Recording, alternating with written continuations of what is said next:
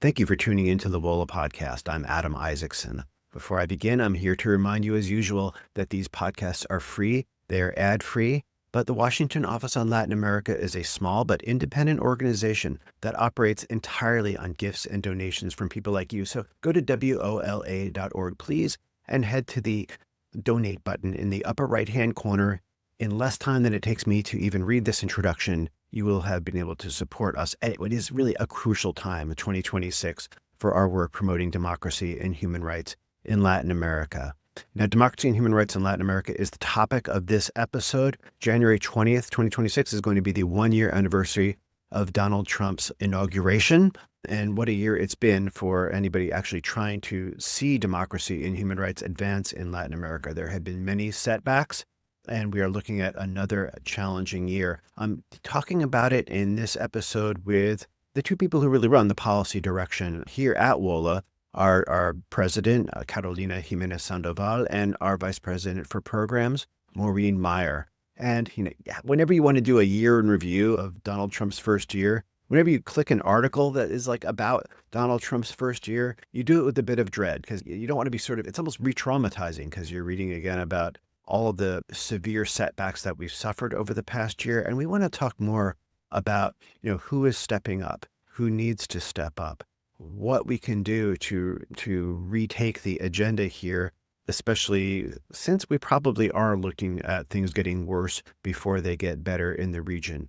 Now, Maureen just published a great article on WOLA's website that is going over some of the things that happened in the past year and setting the stage, and that's sort of a companion to this episode. It talks about what has happened in the fields of democracy and human rights promotion that the United States was doing in the region and that now hardly ever comes up, the effect on immigration, the effect on drug policy, which then takes you into these boat strikes, which have killed so many people, as well as the incursion into Venezuela at the beginning of the year. So you may not come out of this episode feeling optimistic or inspired, but I hope at least with a feeling that we do have a margin for action. There's things we can do, there's things you can do, and that we are going to get through this. So let's listen. Carolina Jiménez Sandoval, welcome to the podcast. Welcome back to the podcast. Thank you, Adam. Maureen Meyer, welcome to the podcast. Good to see you again. Thanks, Adam. Thank you for being here. We have quite a bit of ground to cover. We have just finished, we're about to hit the first year anniversary of Donald Trump's inauguration. We've just seen a military incursion in Venezuela with a really uncertain path. We have seen 32 different strikes on civilian maritime craft in the Caribbean and Pacific Oceans that have killed at least 124 people.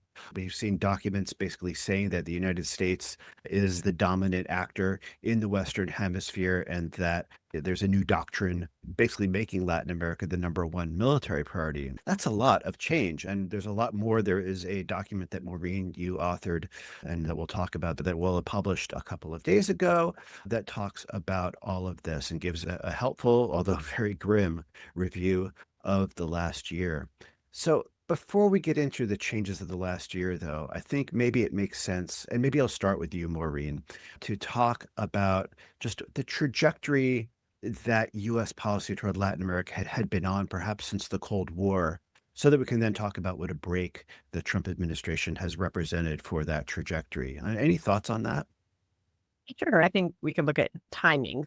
So we're certainly beyond the decades when WOLA was founded, where it was the U.S. backing dictators, training death squads. I think we had gone from an era where, as an organization, we were resisting the worst cases of the U.S. interventionism in Latin America and backing gross human rights violators, to an era, as you said, into the 90s, 2000s, where the U.S. had really worked to look more at cooperation with the region in a different way, certainly still on key areas that we've worked on, stopping the flow of illicit drugs into the United States, addressing migration. When there's always these key priorities that the U.S. had, but also, I think, from the almost 20 years that I've been at WOLA, certainly looking more at how do we work together with countries in cooperation. I mean, we can talk about some of the difficult past. Plan Colombia, as you know, Adam, is not an ideal package in terms of the first few years, but worked toward a more balanced approach to cooperation that wasn't just on drugs, to how do you support, from point peace in Colombia. to what I had worked on for quite some time in terms of cooperation with Mexico, where you had, at least on paper, framing of, we want to work with you in the Meyer Initiative as a bilateral cooperation agreement.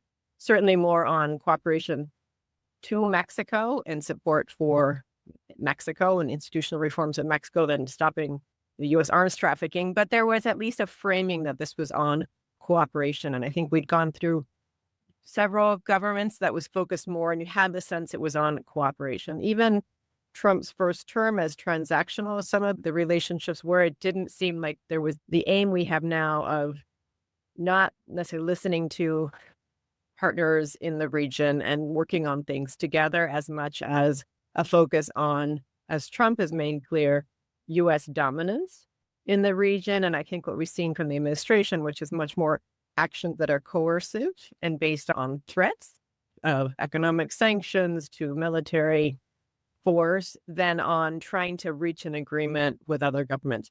As much as that was never completely consistent throughout the region, and there were certainly always U.S. interests at play, but I think we got a sense that there was a lot more trying to work together with governments than what we see right now. Yeah, January 19th, 2025 was not some sort of lost golden age. As you say, there were still problems, but the trajectory was something that perhaps was promising in the gradual long term. Carolina, you are in constant contact with leaders and civil society leaders and thinkers and journalists all over the region and are always in these conversations. What really stands out to you over the past year? I mean, in Venezuela, but also region-wide. There is no doubt that civil society in Latin America is extremely concerned about Trump's second term. I think the first term was already very alarming because of his disregard for democratic principles, the rule of law, and his open support to leaders in the region who weren't democratic. But that concern is certainly worse at the moment, because in the second term, Trump is much more open about not just dismantling democratic institutions in the United States, but also supporting undemocratic forces in Latin America. So I do notice alarms being raised all over Latin America. And that is why we're supporting and ensuring that the voices of Latin Americans are being heard in Washington, D.C. It is really important that Latin Americans and their agency continues to be heard in Washington, and decisions about what happens in Santiago de Chile, in Caracas, or in Guatemala City are not made without taking into consideration the realities on the ground and the needs and aspirations of Latin Americans themselves. So, yeah, you mentioned the concerns about democracy and human rights around the region, but also here in the United States, where we have masked people taking people off the streets. We have the military playing new roles internally in the United States. We have the prosecutorial power being used in ways that were not imaginable before. How is that translating? How has it translated over the past year in the way the United States is carrying out its foreign policy with regard to democracy and human rights in the region? Maureen, you just wrote several paragraphs about this. Any reflections on just where democracy now stands in the Trump administration's policy toward the region? You don't see it. And I think that's the big issue. It's all but disappeared. It's barely mentioned in the national security strategy. It's not mentioned in the new framework goals the State Department has just put out in terms of its foreign policy. Human rights also rarely appears, or we have a new framing of given rights or natural rights. So you're really moving away from universal human rights that are forcible through legal frameworks to a very vague definition of rights that are also rolling back a lot of key rights. And I think we've seen that this past year in terms of how the State Department is drafting and prioritizing the human rights report. So taking away references to women's rights, to the right to assembly, to any reference of diversity, equity, and inclusion, to actually making governments now report on the impact of mass migration on rights, or on the impact of people that are protesting mass migration and how that's a human rights violation. So I think we're seeing a huge redefinition of what the administration wants to defend. And certainly it's a selective approach to human rights, and democracy, again, really isn't at play. And Carolina, maybe you want to add on Venezuela, but I think there is not a focus on opinionating about election results, at least on paper. The State Department's new memos say we are not making opinions on whether elections are free and fair, which was kind of a cornerstone of a lot of foreign policy. And I think the last part is we are certainly not funding these efforts, at least if the administration has its way. And I say that because it's clear in what between all of the aid cut of last year, which for Latin America is probably over 80% of a lot of assistance that was administered through USAID and the different bureaus of the State Department. So it's cuts, the rescissions, which also took a lot of global funding away from democracy in other areas.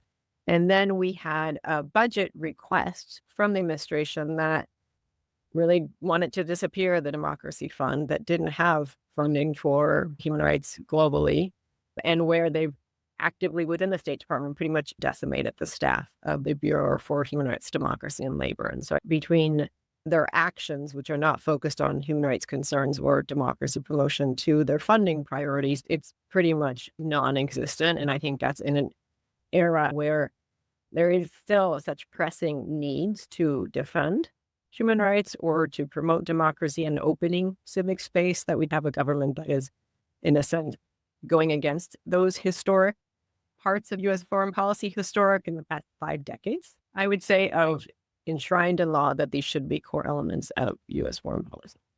Could I just dig in on the democracy and human rights promotion programs that were cut? Just a few examples or a sense of what these programs were doing and what is not being done now.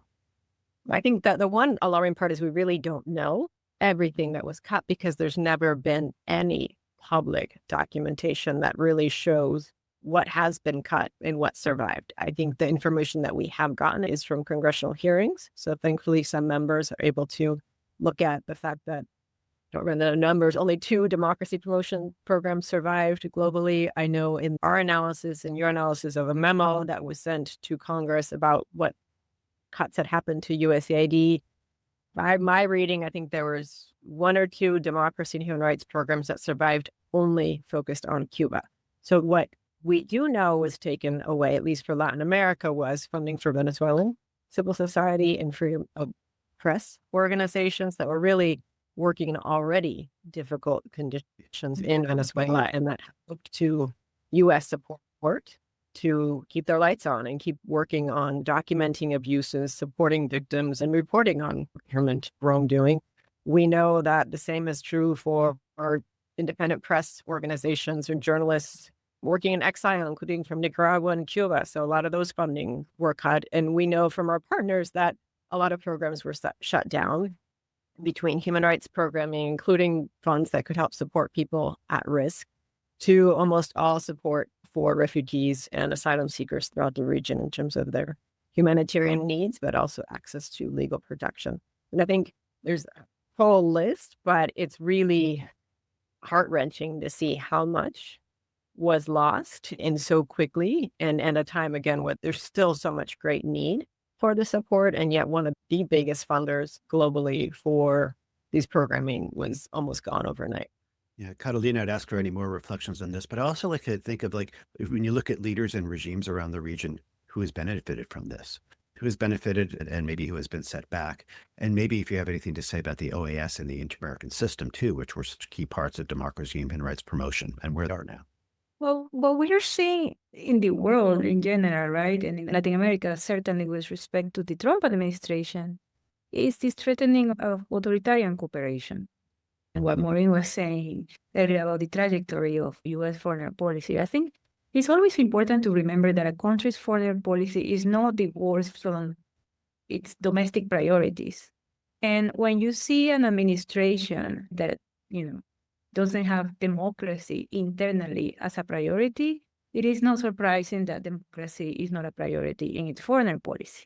On the contrary, we have seen, unfortunately, the slow dismantling of, well, not so slow anymore, of democratic institutions in the United States.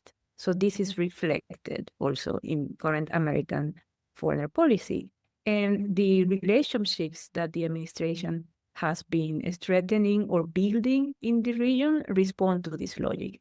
So we see a Trump administration that is much closer to El Salvador's Nayib Bukele or to Argentina's Javier Milei than it is, for example, to Colombia's spectrum. The tensions between the US and Colombia have been very clear since Trump came to office. The same goes for the Trump administration's relationship with Brazil under Lula, etc. But what is been, I think, very, very clear to all of us is that those leaders, like Bukele, Milei, and to a lesser extent, Noboa and Ecuador, are willing to align 100% with Trump's policies and also have democratic deficit within their own borders, are countries that are benefiting from Trump's disregard for democratic principles. These populists or the leaders that are closest to Trump in the region, and perhaps the incoming president of Chile might be added to that list, we'll see. Is there something that distinguishes them from like being normally very conservative? I can't put my finger on it, whether they are actually almost bought into the MAGA ethos in their own way, or whether they're just simply willing to say yes to any demand from a government in Washington that is actually quite bullying in how it makes its demands. How do you see that block, which happens to be growing? I mean, it changes, from leader to leader. And they all show up at CPAC, for example. So we know that Conservative they, Public Action. yeah, exactly. They have become darlings of the conservative movements in several parts of the world. Perhaps Javier Milei is the best representation of that wave. I think Bukele is the best example of, being a very opportunistic and flexible, ideological flexible leadership. I mean, we have to remember that Nayib Bukele was a left-wing leader years ago, a member of the FMLN in El Salvador, an admirer of Chavez.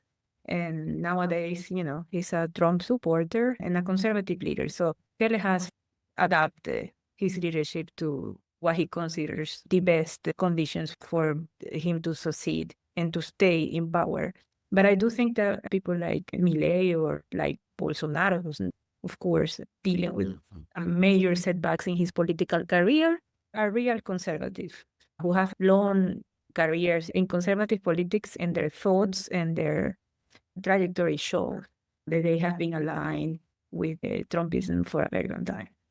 Mm-hmm. And as you said, Cast in Chile is certainly another example. So I do think that you have, different political movements in Latin America that have been strengthening and becoming larger and more important that align with Trumpism.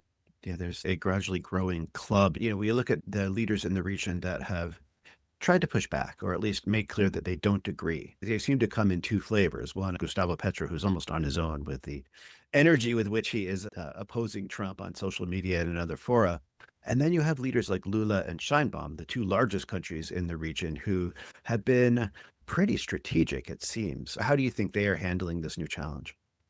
I would say very carefully and walking that thin line. I think we've seen that time and time again with President Sheinbaum. She's made clear the red line of Mexican sovereignty time and time again, including with her call with President Trump earlier this week of, we don't need you to have your military in Mexico, and thanks for the offer, but no, and no means no, respect to our sovereignty. And so I think that's where she has tried to remain firm, but certainly have also seen Sheinbaum in particular navigating a very difficult U.S. government that demands more and more, including the past few days with new security conversations of, we don't want you to just talk about things. We need more action on border security, on drugs, on fentanyl in particular.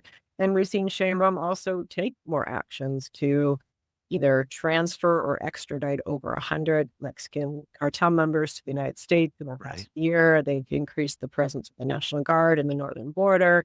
They are certainly working more with the United States. We heard multiple times in the hearing in Congress on Mexico in December, just how, from the U.S. perspective, Mexican cooperation is almost better than it's ever been, which was interesting to hear, because you're thinking better because Mexico feels really much tension to cooperate with the U.S. at this level. And I think also because they do have very severe security concerns, and where you could see where part of U.S. cooperation has been good at improving judicial investigations for combating drug trafficking organizations to some of the technical assistance. And so I think it's been a dance, and I think she has tried to handle it as well as you can in terms of trying to maintain some firm stances, but also really adopting a lot of security policies to show results. And that, I think, could be at the expense of really what you need to address the flow of drugs that is more institutional reforms versus I'm going to show you results by arresting a bunch of people, extraditing them, and seizing a lot of drugs, which we've seen time and time again can produce immediate results, but really isn't affecting the drug trade or the institutional challenges that countries face in corruption and weak prosecution and policing that help organized criminal groups also operate and flourish in the region. And I didn't talk about Brazil. I mean, I think that Lula is probably another one that's been back and forth between sanctions part of the year to a very friendly meeting at the UN General Assembly that seemed to help move things forward. Yeah, when you think about all the current Latin American leaders, Lula represents the elderly statesman. He's the oldest, and he's been around for decades, and he is a very pragmatic leader. We do need to remember that he is a left-wing leader. He comes from the union movement, etc. But during the Bush years, he had a good working relationship with George Bush, although he, openly criticized the Bush intervention in Iraq, etc. It seems that the same is happening all over again. He's also been very critical of the Trump administration, and at the same time, he's been able to strike a relationship with Trump that has allowed him to sort of neutralize Jair Bolsonaro's movement, at least for now, especially when it was at least apparently in the first years in office that Trump was very willing to support Bolsonaro openly. So I do think that Lula's degree of political pragmatism has been at play in a way that perhaps only Lula can do it. And that's a big difference with Gustavo Petro and others, perhaps. He plays politics in a pragmatic way and always putting the interests of Brazil and his own political movement at the forefront. That's right. Mexico and Brazil are also countries with GDPs well into the trillions of dollars, so they have a bit more leeway there too. I'd like to return to something, Maureen, you made some good points about drug policy, about how there had been some learning about what works, and that this is not just a matter of seizing drugs and taking pictures of the drugs that you seized and that being evidence of progress. Is it correct to say this administration is turning the clock back to almost a 1980s dope on the table way of measuring progress that I think in our view is probably doomed? Not only is it going back to the 1980s, but it's adding this whole new element of threatening military intervention, not just that we'll put sanctions on you and decertify you. We will actually send troops in perhaps if you don't do what we want. Talk about the effectiveness of that and what we've been learning about more effective drug policies and how important an element the rule of law was in this and what may be being lost now. Yeah, sure. I mean, I would actually go beyond and say it's a level beyond the traditional war on drugs because not only is the administration focusing on interdictions and arrests, it's blowing up boats because as other administration officials have said, interdiction doesn't work anymore. So we're just going to execute, as we have said, 124 people so far in 32 boat strikes because everything else wasn't working. And so I think it's more an extreme level of what we've seen time and time again of a U.S. policy that for many years, for the most part, was focused on supply. So the whole idea that the problem with drugs is just from the countries that are either producing it or facilitating the trafficking to the United States and really doing very little here to address demand. That has come and gone in different years, and we certainly saw some promising investment in recent years to really address some of the political parts of the drug consumption in the United States. I believe the Biden administration was the first to actually use the term harm reduction as policies, including in the UN venues. That certainly is not going to be the case now. I think we're seeing in the action that governments are really going to be pushed to show results by how many drugs you're seizing, how many coca plants are you eradicating. We saw Petro, I think, this week after his call with Trump and accepted fumigation, again, using glyphosate. So aerial fumigation, very dangerous. But again, we are addressing these problems, all focused on supply side. And really, sadly, in the United States, we saw with the budget that was passed over the summer, that there's $1 trillion in cuts to Medicaid in the next decade that will defund a lot of the real efforts to address addiction and abuse in the United States.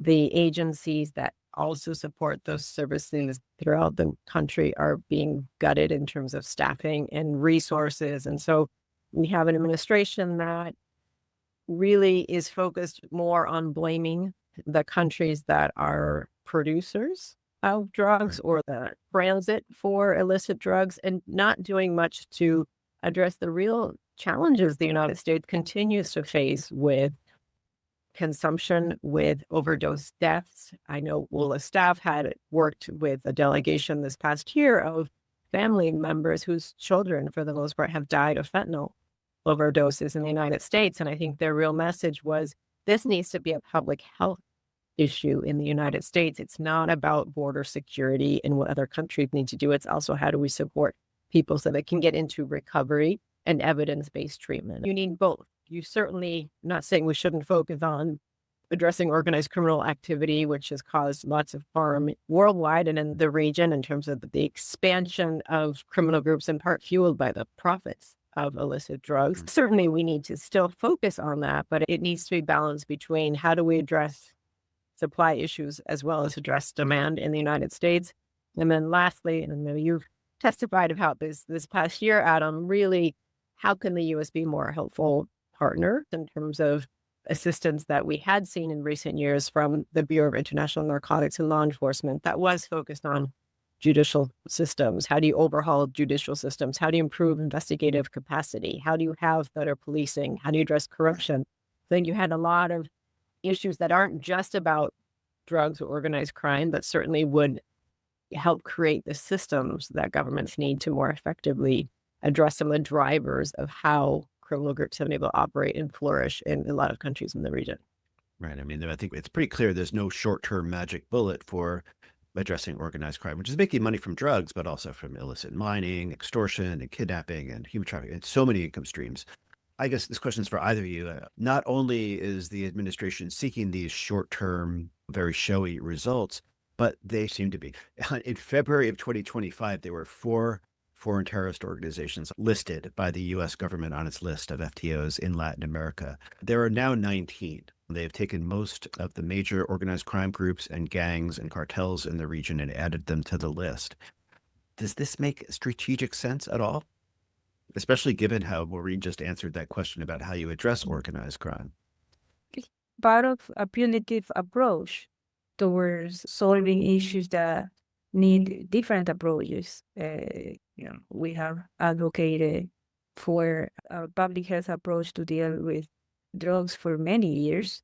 And I think with the list you just gave of how the administration has been just increasing the number of cartels, groups, etc., that are now considered terrorist organizations, what it shows is that its main policy when it comes to dealing with trafficking, etc., is a punitive approach, whether it is through designation of these organizations, criminal groups as terrorists, or direct military attack, which is the other extreme measure, is still framed that context. So, we're likely going to continue seeing a heavily punitive approach on this issue.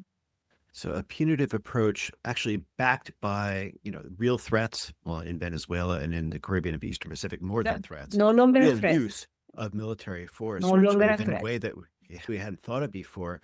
When you combine that with the disappearance of democracy, human rights, or even anti-communism, any values from the rhetoric, it's hard to find historical parallels. I mean, would you compare this to, especially seen from Latin America, this doesn't sound like something we even saw during the mid-20th century. Do you have to go back even farther to see when the United States behaved with such open threats of military intervention without even cloaking it in values? To be honest, I think the Trump administration is both a cause and a consequence of our times. So it can be difficult to put it in historical perspective, right? I mean, I think January 3rd is the crystallization of a major threat coming from Washington from January 20th, 2025. And it's also the crystallization of a diplomacy of coercion that has now been established in Washington, D.C., as a way of exercising power towards Latin America. Have we seen this happen before? Yes, we have. We have the Monroe Doctrine, we have the Roosevelt Colorado, we had the Reagan administration supporting death squads, we had the Contras in Nicaragua. I mean, we have the drug war, the war on drugs for 50 years, started by Nixon. I mean, U.S. history in Latin America is unfortunately and sadly full of many dark chapters. But we're witnessing now is the crystallization of a diplomacy of coercion where an administration is willing to use new forms of warfare and diplomatic coercion to achieve its foreign policy objective, regardless of international legal standards and regardless of how this affects its relationship with other countries in the region. And of course, as Maureen has been saying, without any consideration to principles that were once part of U.S. diplomacy, such as democracy and human rights. So we are in untested waters. And the big question is, what do we do now? Because the unthinkable happened, and the unthinkable is January the 3rd. So what do we do now?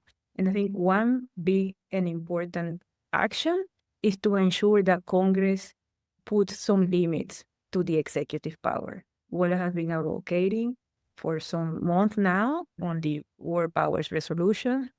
Unfortunately, we haven't been successful as we wish, but it has changed. When this resolution started being discussed in the Senate, there was one or two Republicans voting for it. Now in the last voting session, we had 5 Republicans for it. So there is a change.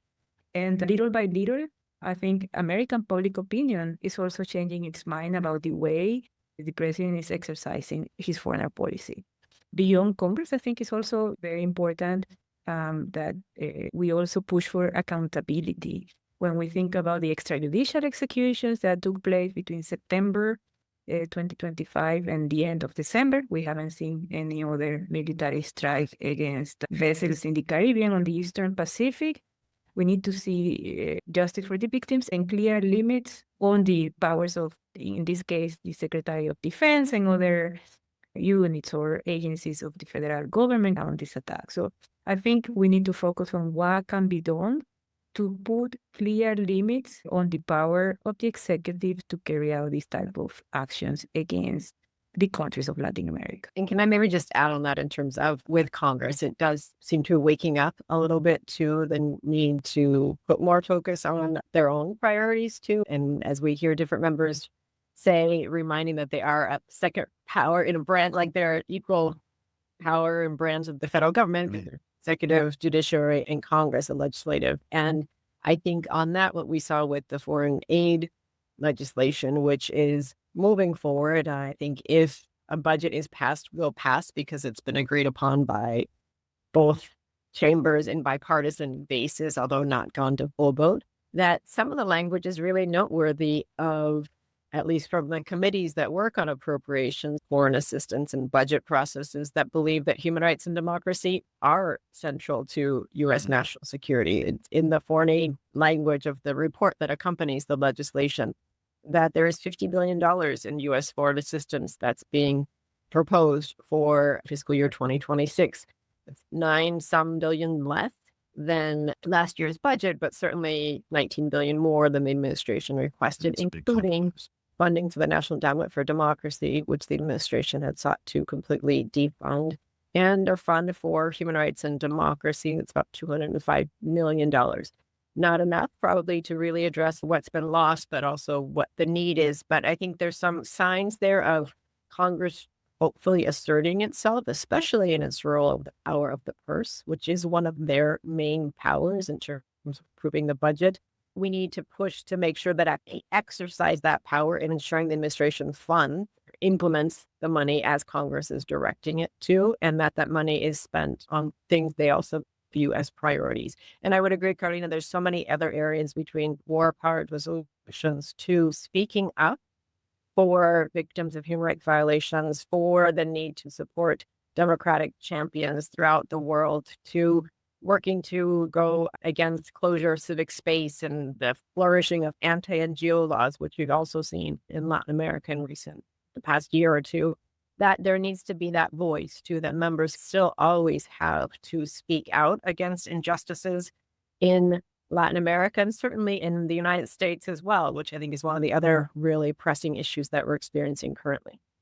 Now, you both make good points about the U.S. Congress having to reassert its role. And I agree, we've seen some baby steps in that direction. We may see more once the 2026 primary season is over and members are worried about their challengers, because everybody's looking at the same polls we are. A lot of aspects of this policy, it's important that folks in Latin America know, are not popular here in the United States. There is broad disapproval of the intervention in Venezuela and especially of further intervention in Venezuela. Trump is deeply underwater on immigration, mainly because of how that's been playing out domestically. We haven't even talked about how Latin America has borne the brunt of the administration's immigration policies so far.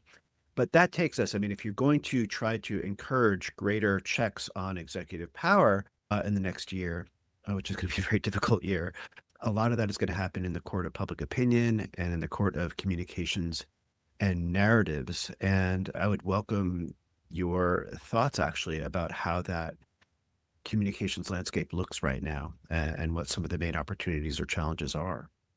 I mean, We should do more podcasts, obviously. yes, and we hope those listening to us will contribute to WOLA so we can do many more podcasts and use many of the different social media channels to promote messages of democracy and human rights.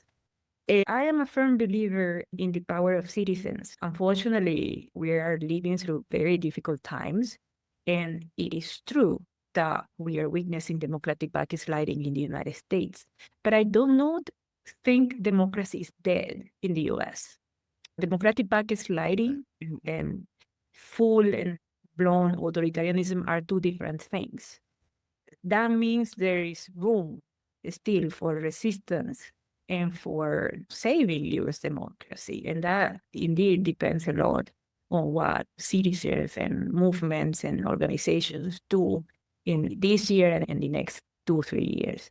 So I would say that each citizen has the possibility to speak up in whatever way they can, whether it is through your social media channels, whether it is through your church, your community, if you're a member of your school board, if you are someone who has a radio show. I mean, there are so many ways in which you can use communication these days. There is not one way.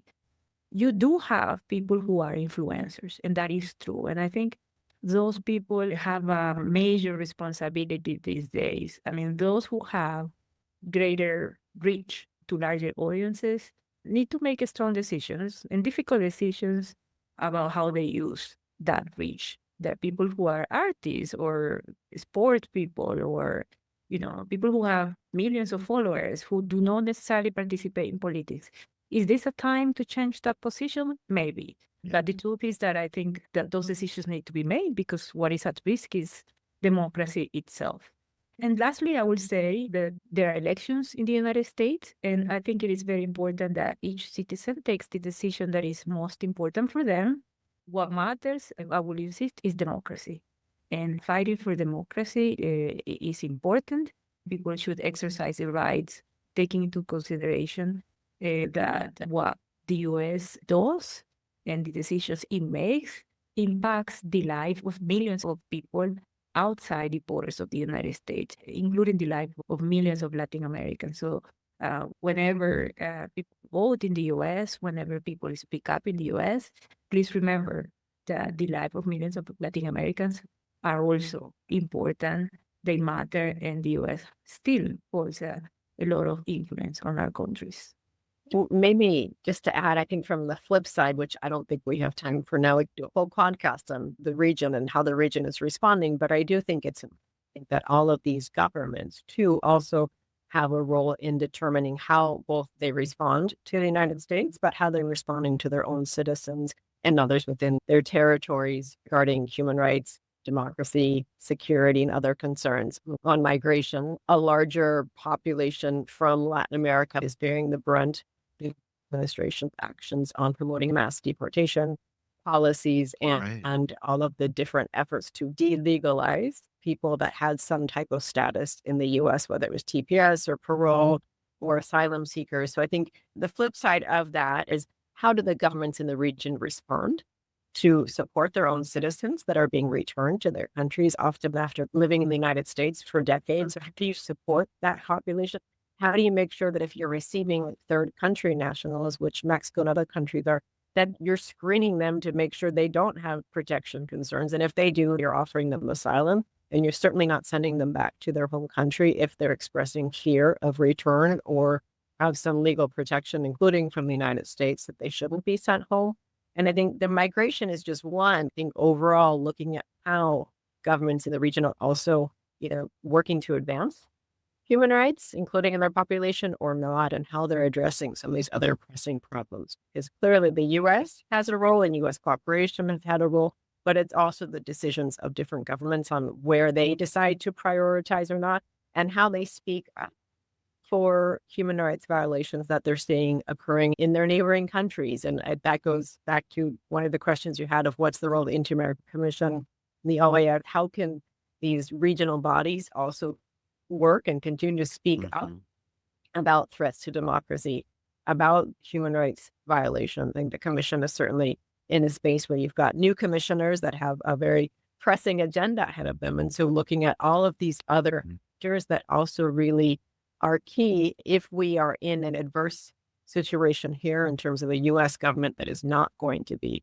promoting an issue, and is actually adverse to them even in the United States. What are other governments going to be doing? What are other international agencies or regional bodies doing to also step up and work to defend these core principles? So yeah, we've mentioned the U.S. Congress. We've mentioned U.S. citizens many of whom are very engaged in their own communities, but need to be thinking, as Catalina said, about the impact that U.S. actions have throughout the region and elsewhere.